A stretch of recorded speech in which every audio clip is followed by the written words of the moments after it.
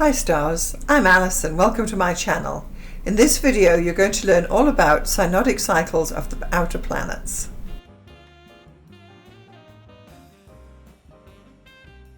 I am an experienced astrologer and I have helped thousands of clients around the world. I usually talk about the 5 points of a creative life, which are creativity, love, money, well-being and vision. If you love this video and my message, write stars in the comments below. And if you hang on to the end, there's some introductory video about the actual talk I gave in Vancouver in May 2018.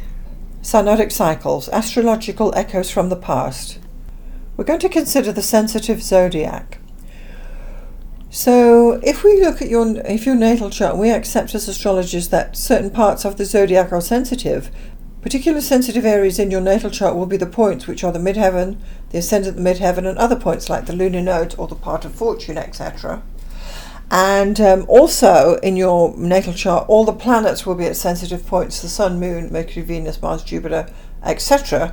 will be at certain positions in your chart, and these will be sensitive points for you because, say for instance, you will say, oh, my ascendant is at 12 degrees Virgo and that's sensitive for me, and you might have your Sun at 4 degrees Taurus and you will say that's sensitive for me. So these particular points of your ascendant and your Sun are only sensitive points on the zodiac for you. They're not sensitive points for myself or anybody else either. So we are trying to get our heads around here that the zodiac itself is sensitive, and it's sensitive in different ways. If we then consider the sensitive zodiac through transits, and transits are the current movements of the planets, then we know that some examples of sensitive transiting points would be, for instance, the new moon position. Each month is a new moon at whatever degree, and that will be a sensitive point in the zodiac. We always consider eclipses as having a sensitive point in the zodiac wherever they form, and even planets that pass through there afterwards will trigger that eclipse point in the zodiac, and this is for everybody. And then a third thing that we would consider regarding sensitive points in the zodiac is actually transiting conjunctions of planets, and in particular. So there are three particular sensitive transiting points of new moons, eclipses and transiting conjunctions that one would consider, and we are going to be focusing on the transiting conjunctions in this video.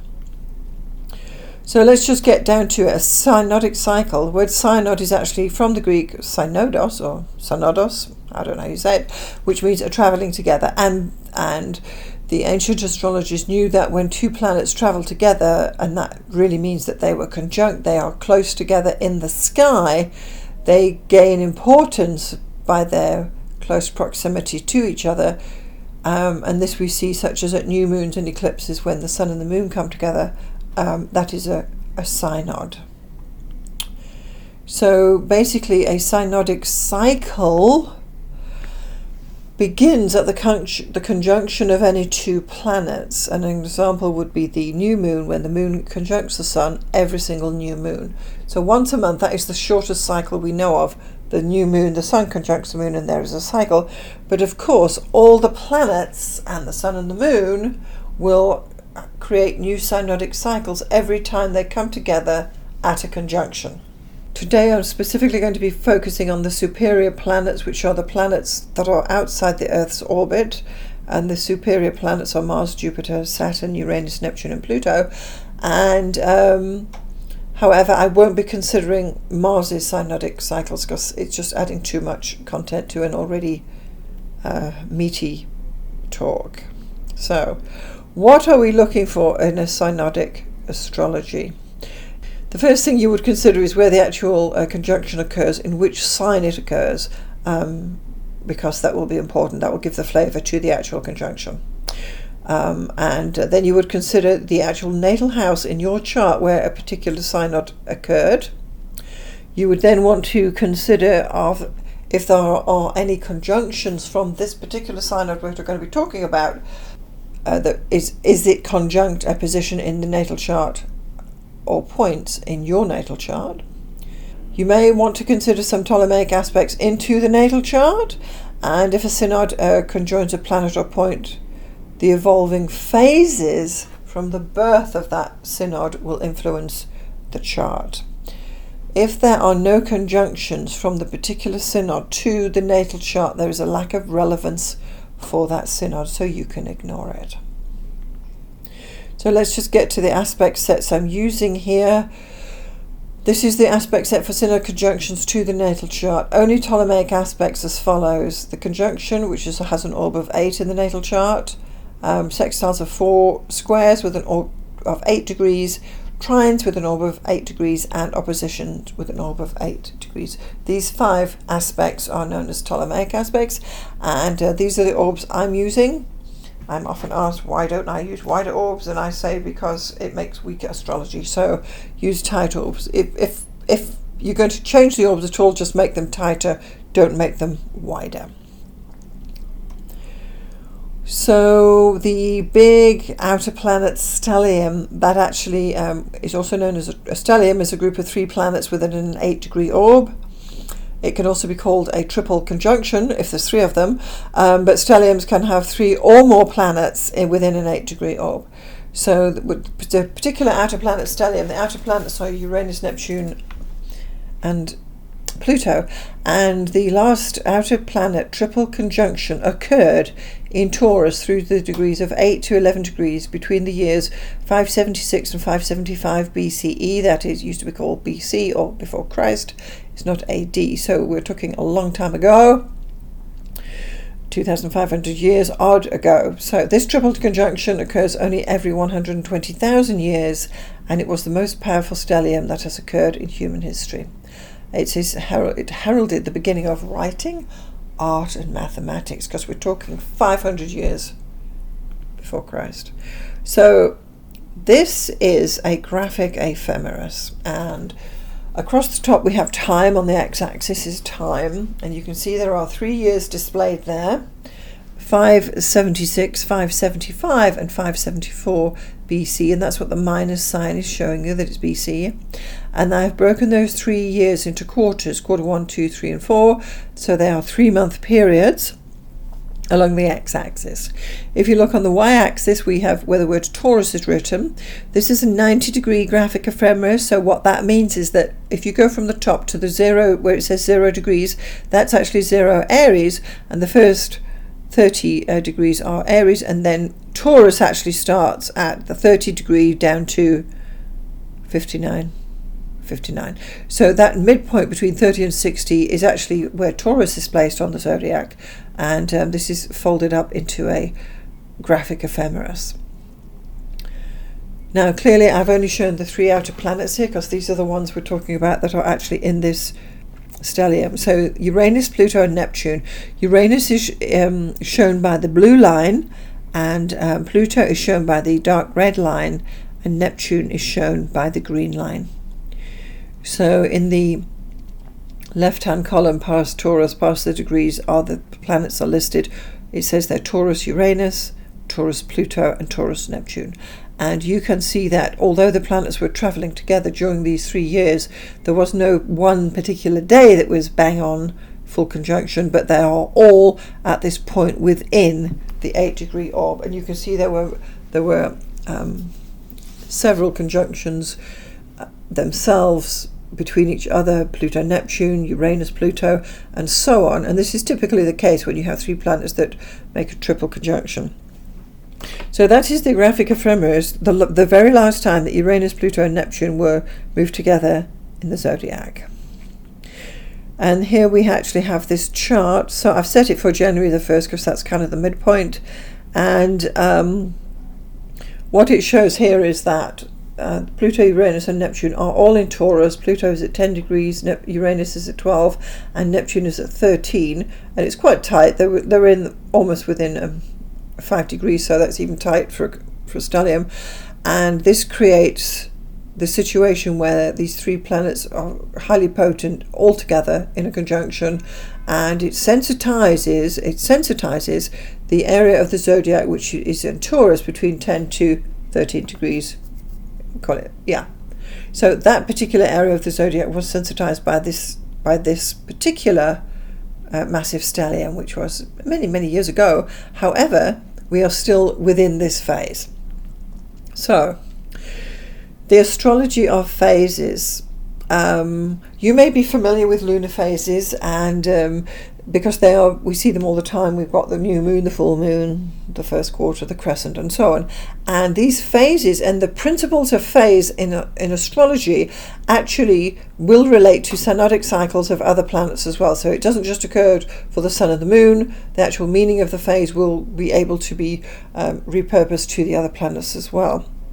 There are 8 phases. There are 4 in the waxing phases. The first phase is new. The new phase, the new moon would start then from 0 to 45 degrees. And the keyword here is emergence, and where beginning, self-discovery, intentions and affirmations are part of the situation. The second phase is the crescent phase. That is from 45 degrees to 90 degrees. And the main keyword here is activation. And you can bring in intuition, persistent opportunity and evolution, because it is this point that things are actually starting to come through. The third quarter phase, the keyword there is building, because this really starts from the square to the sesquiquadrate at 135 degrees. And keywords there will be creativity, clearing, innovation and initiation, because now we are building something. Then we are onto the gibbous phase, and the keyword there is analysis. The gibbous phase is from 135 degrees to the 180. And more keywords for that would be vision, preparation, efficiency and perfection, as things are now coming up to be almost ready. Almost. So there are the first 4 phase. Give some general keywords there. And then we have the 4 waning phases. And the first one is the full phase, which shows up at the full moon. And this is the 180 to back down to the other 135 degrees. The keyword there is completion, and illumination, awareness, realization and experience are coming into play. The second waning phase is the disseminating phase, where things are being imparted, where you are communicated, sharing, demonstrating, and through perspective, spreading knowledge. Disseminating the seed at this point. And then the last quarter phase starts at the last quarter, and keywords there is readjustment, also integration, realignment, responsibility and completion, because at this point you can actually look to see what worked, what did not work, and how you can actually make some changes for the next time. This is the idea. And then the 8th and final phase is the balsamic phase, and the main keyword is incubation, where things of contemplation, clearing, transformation and renewal will occur. This is a time of lying fallow where not much happens. So those are some keywords on phases. And then if we look to some aspect keywords of the aspects we're going to be talking about, at the conjunction we have the keyword of blending. The opening sextile will be potential. The opening square is dilemma, because squares are always internal dilemmas. And the opening trine is to assuage, which means to squeeze things through and make things fit. And I don't want to say adjust, but definitely ease things through.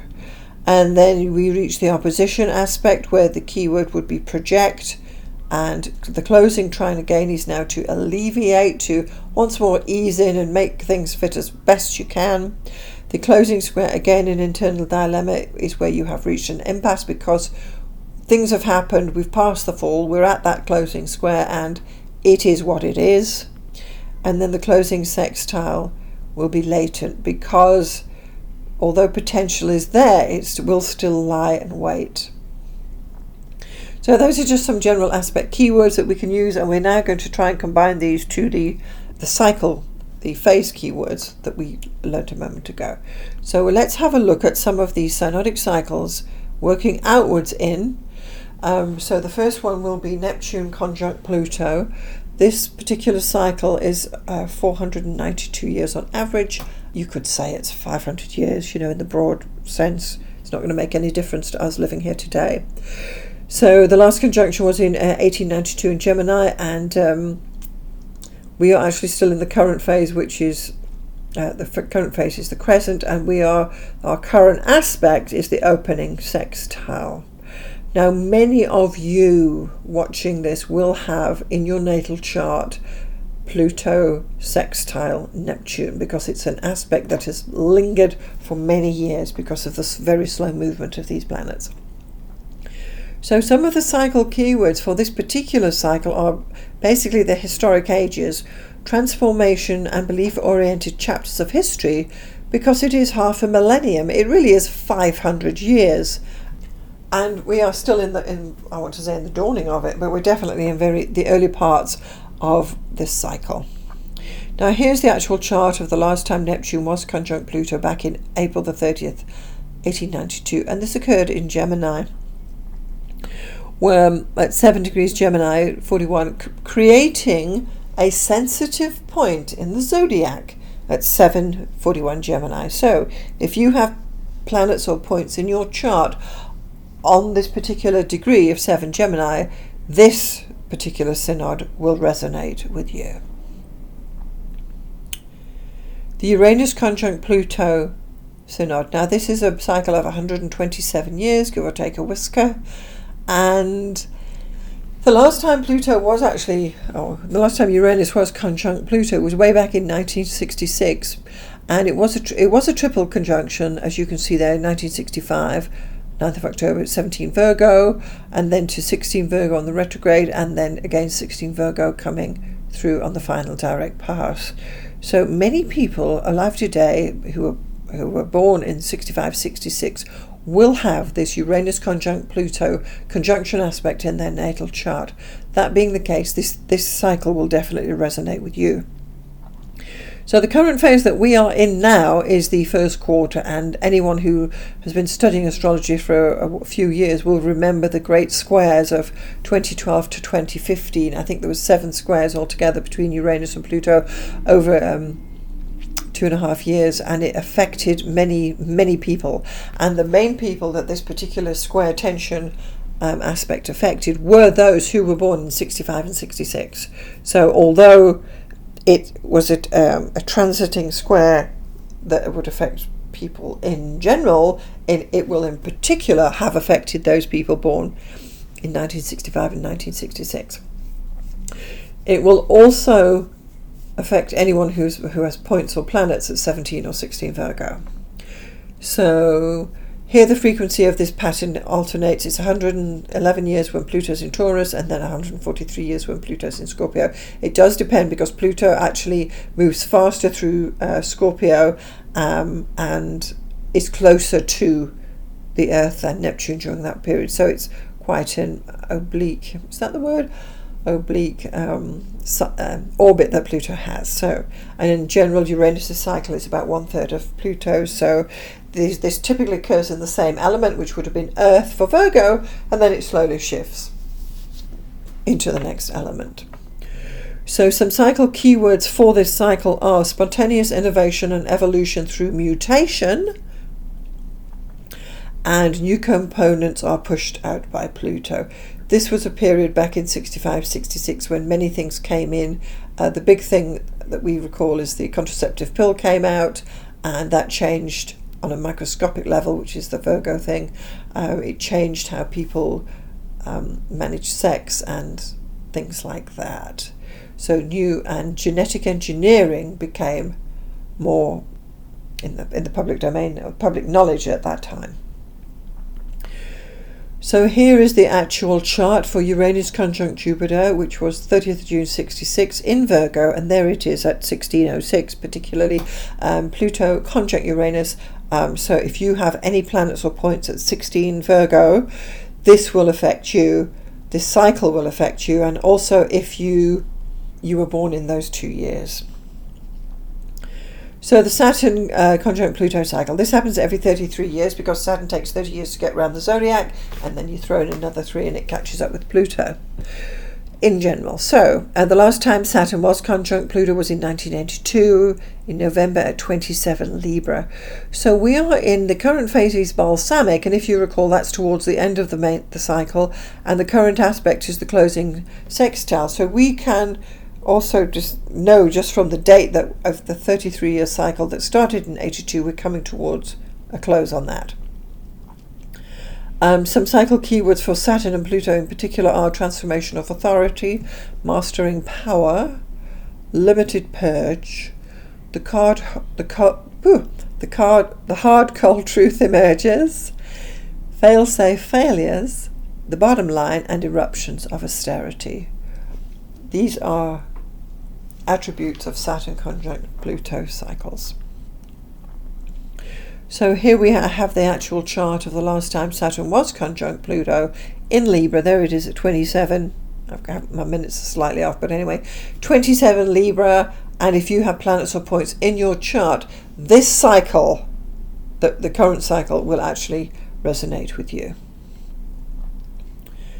So the Jupiter conjunct Pluto cycle, this is the 13-year cycle because Jupiter takes 12 years to get around the Zodiac. So another couple of years added on as well. Last time Jupiter was conjunct Pluto was back in 2007 at 28 Sagittarius. We are in the current phase of the last quarter, and the current aspect is the closing square. So again, we're in the last quarter of this actual cycle. So this is one that is winding down as well. The Jupiter conjunct Pluto cycle keywords are breaching taboos, overcoming inertia, invasion overrun, and growth through transformation. But the butterfly always signifies transformation, going from the caterpillar state to the butterfly state, which is a massive transformation. And this is a symbol of what can occur during these cycles. So here is the last Jupiter conjunct Pluto chart in Sagittarius. There it is, Jupiter at 28, 22, Pluto at 28, 23, Sagittarius. And if you have planets or points in your chart at 28 Sag, this cycle will resonate with you. Now clearly, something I do need to say as well is that when a new cycle begins, the last one is cleared. So the sensitiveness of the Zodiac, I want to say, is expunged in the old cycle as the new cycle comes through. Much like we have a new moon each month, and that's the moon, that's the cycle in which we are living. It's the same with the planets too. So when we get into the next cycle of this particular and all the other particular sensitive points will fade away. So Uranus conjunct Pluto, this is a cycle of 171 years, and the last time this occurred was in 1993 in and around 18 Capricorn. Many people will remember this if you were into astrology then, but either way, it's triggering the Capricorn position. So we are in the current phase of the crescent because this is much more slow moving, and the current aspect is this opening sextile. So here we typically have 2 conjunctions per sign, and then they creep forward into the next sign. So because this is a cycle of 171 years, none of you will ever have another cycle. This is the cycle we're having now, and we're living with that. If you were born in 93 or in the year 1993, you will have this cycle built into your natal chart. So this cycle will resonate with you. So some cycle keywords there are vision-led initiatives, perspectives surreptitiously shifts, how you understand yourself and reality, the illusions and truths of a generation, dreams or nightmares of consciousness. Some cycle keywords for you. And here's our chart for the last Neptune conjunct Uranus cycle, 24th of October 1993 in Capricorn. And there it is.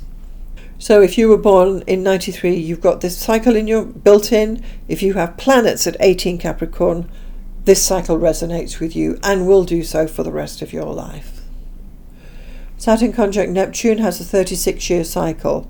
The last time they were both conjunct was way back in 1989, around 11:10 Capricorn, and we are in the current phase is the last quarter, and the current aspect is the closing square. So again, this is one that's kind of winding down a little, and it's a 36-year cycle.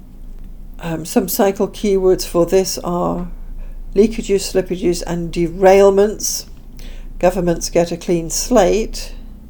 Pragmatic ideas come forward. Erosion of the traditional. So the chart there for 13th of November 89 in Capricorn, there actually is the conjunction, the main conjunction, 10 degrees Capricorn, and there it is. So quite a powerful chart because Saturn rules Capricorn and is, I believe, strongly placed there. It's definitely ruling that conjunction. Okay. So Jupiter conjunct Neptune, again 13 years. All the Jupiter cycles really are 13 years with the outer planets. We're looking at 2009 now, around 24 to 26 Aquarius, and this current phase is disseminating and our current cycle is the closing trine. So some Jupiter conjunct Neptune keywords are a leap of faith, quest or pilgrimage, forgive, heal and release, religion and or spirituality, because Jupiter's religion and Neptune is spirituality. You have a house of cards and belief seeking. So here we actually have the chart there for the Neptune conjunct Jupiter way back in December 2009, and there it is high up in Aquarius. And if you note, it's actually not just even a Neptune conjunct Jupiter. That particular year there was this stellium of 4 planets, Chiron, Neptune, Jupiter and the Moon, all building themselves into the sensitiveness of that position. So the next up is Saturn conjunct Uranus. This is a 45-year cycle, and the last time this occurred was in 1988 in Sagittarius. The current phase we are in is the disseminating phase, and the current aspect is the trine. So, some keywords for Saturn conjunct Uranus: a changing of tracks, crossing the line, the old versus the new, breaking the rules, anything eclectic, austere minimalism, and freedom from austerity. I don't think we all live like she does, but it's looking very austere minimalism in this image. Here's our chart. Saturn conjunct Uranus, 18th of October 1988 in Sagittarius, and there it is. Now, the Uranus conjunct Saturn at 27 is very tight. That is the synod we're talking about, but you can see that Neptune is quite close, although it's too wide to be considered part of it. It was quite a busy year for planetary combinations at that time. So the Jupiter conjunct Uranus is a 14-year cycle. The last time this occurred was in 2010-2011, and it spanned the 2 signs of Aries and Pisces. Pisces and Aries. This was an interesting one because it was as Uranus went into Aries, and it crosses, it spans, it straddles the beginning of the Zodiac, which is 0 Aries, which in itself is a sensitive point. It's where the actual Zodiac begins. And the current phase we have is the full phase, and our current aspect is the opposition. So with this combination, some of the cycle keywords are changes of vision, future leaps, growing freedom, new horizons, and kickstarts. So whether or not we are all going to be skydiving, I'm not sure, but that is definitely an image related to Jupiter conjunct Uranus. And here we have the chart of 4th of January 2011 in Pisces. The actual final conjunction in this cycle that we are looking at is 27 Pisces. So a question that did occur when I actually gave the talk was that if there is a cycle of 3, you've got the direct, the retrograde, and then the direct, do you take which one do you take? And you actually take the last conjunction, the last one that happened looking back, because as the first conjunction happened, that overwrote the previous one. When the second conjunction occurs, it overwrote the one that was just there a couple of months ago, and then the third one overwrites the second one. So we are in the cycle of the last time these 2 planets were conjunct. So you always take the last hit of the exact conjunction when looking at Synodic Cycles. So yeah, and let's have a look at some great conjunctions. So a great conjunction is the actual conjunctions between Jupiter and Saturn, because the ancients only knew of the planets up to Saturn, and for them Saturn was the final planet in the zodiac. It was the limit of the solar system, of the planets in the solar system, and therefore they come together every 20 years. This was quite a manageable, it's a score is 20 years, and it was something that people could live through and look towards change within. So they became known as the Great Conjunctions, and even today as astrologers we would call them the Great Conjunctions, and then you're talking about Jupiter and Saturn.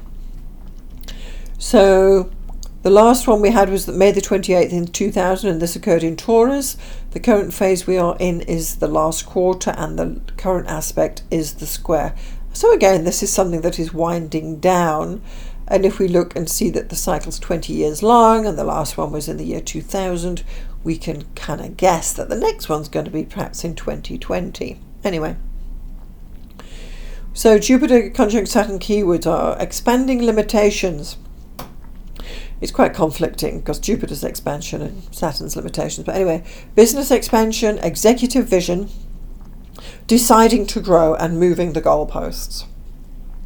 These are all keywords of the Jupiter-Saturn cycle. And here's the chart for the last conjunction between Jupiter and Saturn, and it was at 22 Taurus. So again, if you have planets or points in your chart at 22 Taurus, you resonate with this cycle, and then when we get to the next cycle in 2020, it will be washed away and the new cycle will have a new start point. Okay. Now we're going to look at some of the future conjunctions that haven't occurred, because I'm actually recording this in 2018. And although we're living within cycles, many cycles, there are new cycles that will be starting soon. Some we never will, the long ones, but some of them definitely shall. So, future conjunctions are, what are you looking for? Single hit transits are more important than the triples. However, if you have a triple or more hit transit, you need to pay attention to it, because the first one will not be the final one. This is what I was just saying.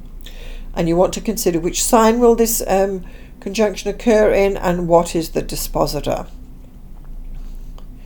Forecasting with future synods, what to look for. You want to know which natal house of yours will the synod occur in. Will it be conjunct a natal planet or point in your chart? Are there other Ptolemaic aspects to your chart, and is the synod in your solar return chart? That means, is it in your birthday chart?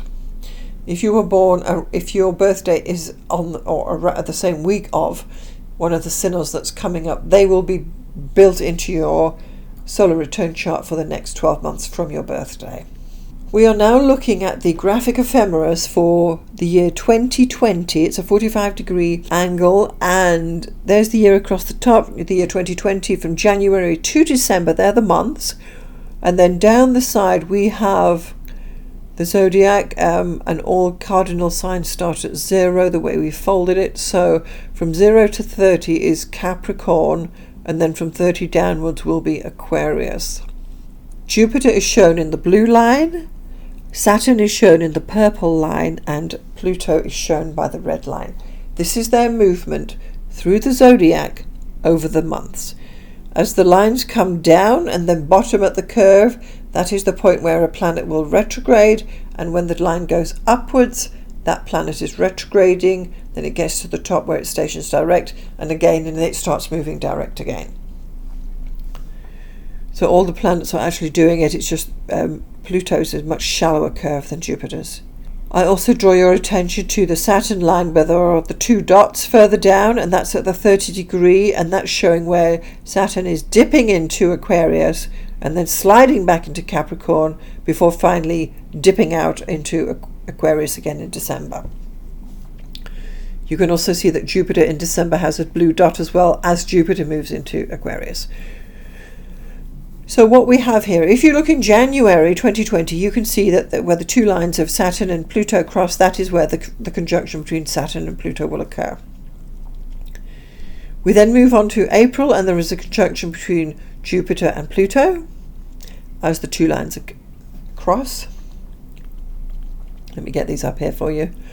Then we get into June, July, and there is the second conjunction between Jupiter and Pluto, and then in November we have the third and final conjunction between Jupiter and Pluto. So during the course of 2020 there will be 3 new synodic charts that can be created for the Jupiter-Pluto combination, although there will only be 1 hit for the Saturn-Pluto conjunction. Then when we get down to December, there's your final in this group of 3. We've got the Jupiter conjunct Saturn conjunction occurring right there in the December. And interestingly, if you can actually see quite clearly that that last one in December is actually past the dot, so it's in Aquarius. So here are my arrows now pointing out these positions where actually the planets are dipping into Aquarius and then going back into Capricorn before they move forward. So this particular group, this particular stellium, this is going to be known as the Great Stellium or the Great Conjunction of 2020, and I will be doing a special video specifically about this because it's very interesting, and that's all going to be occurring during 2020. So here we have the actual Saturn conjunction. This is the January one that I was talking about, where we've got Saturn is conjunct Pluto, but you know, the year of 2020 is going to start with a bang, January the 12th. And not only that, it's not just a Saturn conjunct Pluto. If you look carefully, you can see we've got the Sun, Pluto, Saturn and Mercury. This is a 4-planet stellium, virtually burning a hole at that point in the zodiac for Capricorn. So if you have any planets or points in your chart at 21 to 23 Capricorn, you will be, this particular synod and this stellium will affect you for the whole cycle for the next 33 years. This will be built in. Then we have the Jupiter conjunct Pluto. This is the April the 4th one. This is actually the first one. There we have Jupiter conjunct Pluto. As you can see, they haven't quite caught up to Saturn yet. By this time, Saturn's actually moved into Aquarius, but Mars is, I want to say, loitering with intent, and Mars will have come through there and gone through Jupiter, Pluto, and Mars in those early months of 2020. So there's an awful lot going on at that time. Quite a different chart altogether.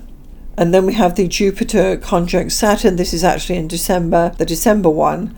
And there you see it again, the Jupiter conjunct Saturn. If you recall from the graphic ephemeris, it had just slipped into Aquarius. And there you can see this is the beginning of the change, where Jupiter and Saturn are in Aquarius at 0 degrees 29.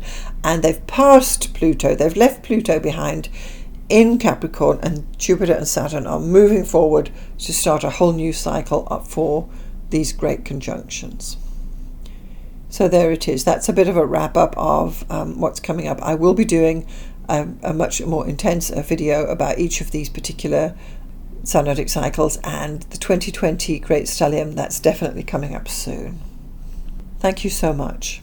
Thank you for watching. Please subscribe by clicking the subscribe button and tap on the little bell so you'll be notified immediately when I post other videos. I want to make sure you don't miss anything.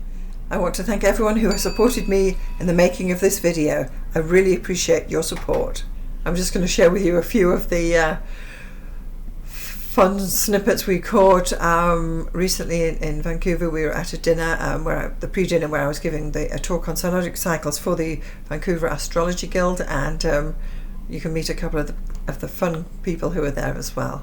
This is just the preamble before the talk. For a fantastic evening. I'll be giving my talk on Synodic Cycles, and just waiting here. I'm going to drink beforehand, and I'll see you soon. And there we are. Cheers. Beautiful. Can't beat South African red, and everybody knows it. There we have a little bit of bread to go with the wine. Fantastic. This evening it's going to be in Vancouver, actually in New Westminster, at the Fraser Valley Astrological Guild. It's run by Rebecca. She does a great job. I'll show you, we'll speak with her a little later on. Hi, so I'm here with Rebecca, and we're going to be going to the guild this evening. Hi, I'm so happy to be with this brilliant astrologer, Alison. As always, is always with us. Lovely. You're so the nice. Most organized astrologer. Fantastic. I'll turn it the other way. Okay. Did you say hi already? Hi. There we go. Hi, Alison. Hi. Hi. We're so happy you are our guest speaker. Yeah. Brilliant. Cheers.